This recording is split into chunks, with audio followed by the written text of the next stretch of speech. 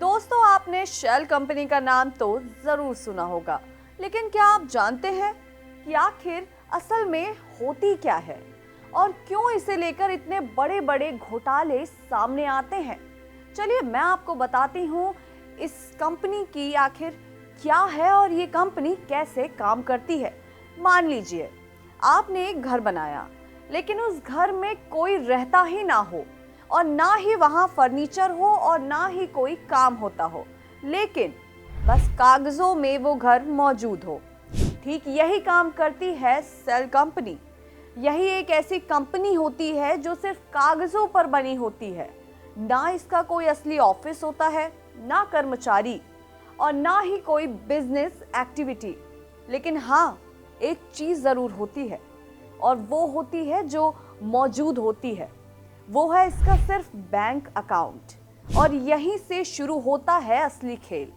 अब सवाल यह है कि अगर कंपनी कुछ करती ही नहीं तो बनाई क्यों जाती है? दोस्तों, इसका जवाब थोड़ा दिलचस्प है।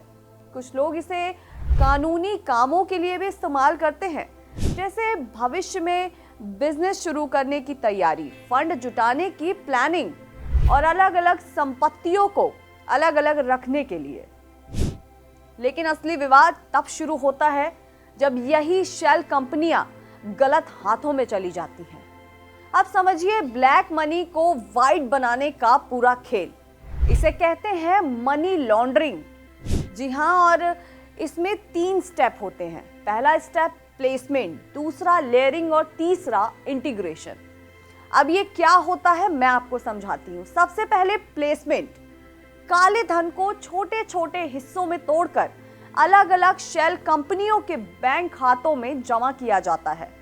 फिर शुरू होता है लेयरिंग, यानी उस पैसे को एक कंपनी से दूसरी कंपनी में, फिर तीसरी कंपनी में, फिर विदेशों तक घुमाना।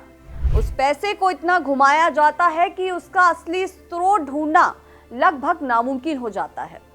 और आखिर में आता है इंटीग्रेशन, जहां वही पैसा लोन या निवेश बनकर वापस आता है और वो पूरी तरह से सफेद दिखने लगता है। अब आप सोच रहे होंगे कि इतनी बड़ी चालबाजी होती है तो पुलिस पकड़ती क्यों नहीं है?